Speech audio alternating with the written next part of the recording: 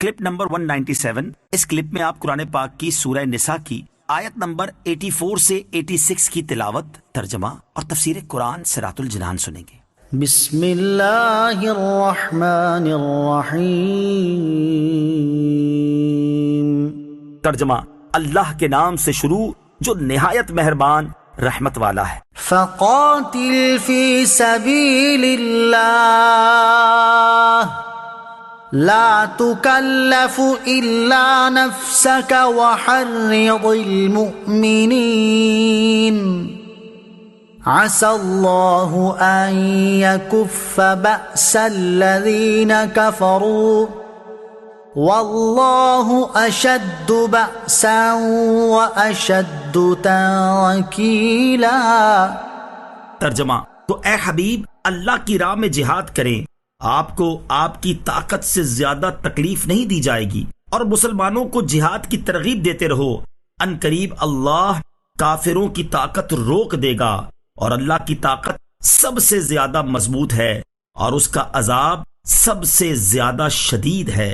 فقاتل فی سبیل اللہ، تو اے حبیب اللہ کی راہ میں جہاد کریں۔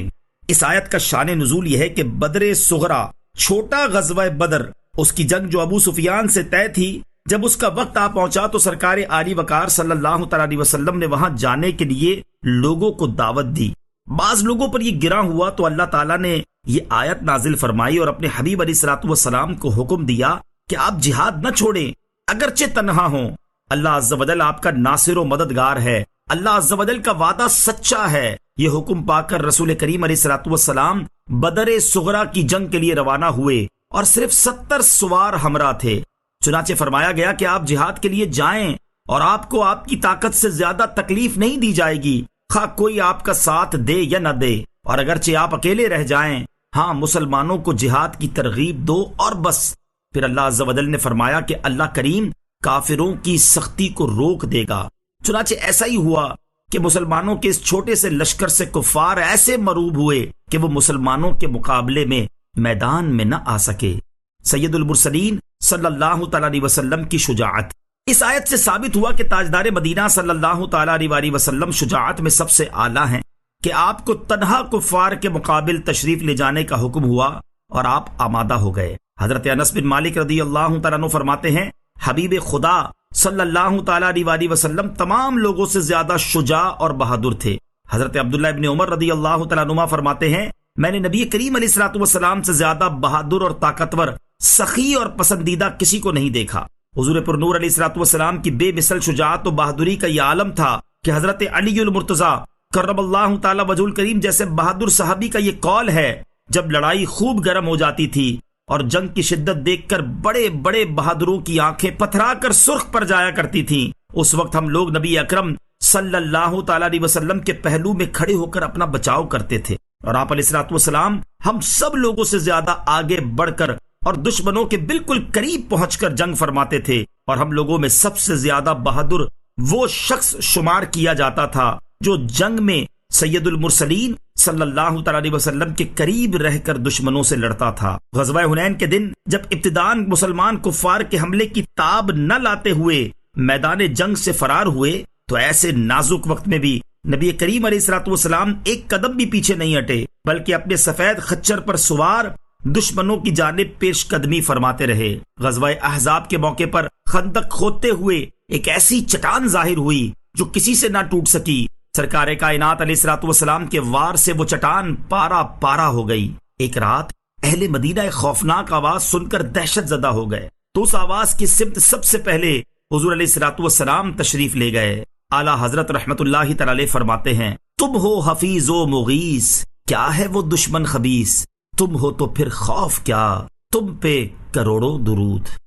من يشفع شفاعة حسنة يكن له نصيب منها ومن يشفع شفاعة سيئة يكن له كفل منها وَكَانَ اللَّهُ عَلَى كُلِّ شَيْءٍ مُقِيتًا۔ ترجمہ: جو اچھی سفارش کرے اس کے لیے اس کا اجر ہے، اور جو بری سفارش کرے اس کے لیے اس میں سے حصہ ہے، اور اللہ ہر شے پر قادر ہے۔